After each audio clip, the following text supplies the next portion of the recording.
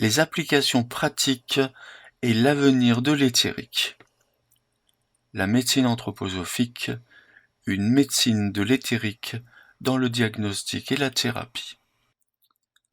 La médecine anthroposophique repose sur une conception élargie de l'être humain, composé de 4 corps, le corps physique, éthérique, astral et le moi. Ces corps sont en interaction constante. Le corps éthérique y joue un rôle central, en tant que porteur de la santé, de la mémoire organique, du rythme vital. Dans le diagnostic, le médecin formé à cette approche ne cherche pas seulement les symptômes physiques, mais observe la qualité de la vie qui circule. Le rythme de la respiration et du sommeil, la lumière du regard, la force de guérison spontanée et l'expression éthérique de la biographie, c'est-à-dire tout ce qui concerne les crises, les différents passages de la vie, mais aussi les stagnations dans la vie. La thérapie vise alors à renforcer ou à réaccorder le corps éthérique plutôt qu'à supprimer uniquement un déséquilibre physique.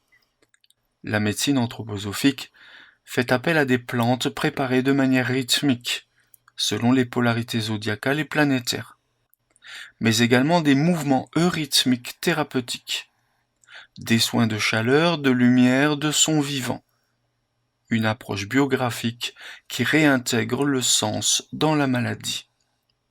Le médecin devient alors un médiateur entre le moi du patient et ses forces de vie. Il accompagne, éclaire, soutient, sans jamais agir contre le vivant. À la disposition de la médecine anthroposophique, l'eurythmie curative, qui agit sur les forces formatrices. L'eurythmie curative est une des contributions majeures de l'anthroposophie au domaine de la santé. Elle permet d'agir directement sur les forces formatrices du corps éthérique, à travers le geste conscient, le rythme, la vibration du son incarné. Chaque mouvement eurythmique est la traduction visible d'un son, d'un mot, d'une force archétypale.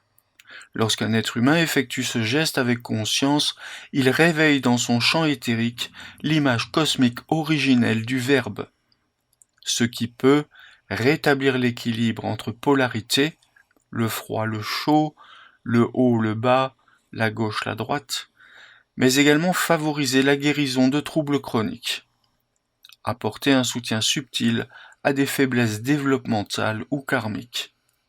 L'eurythmie agit sans forcer. Elle invite, réaccorde, éclaire. Elle est médecine de la parole incarnée.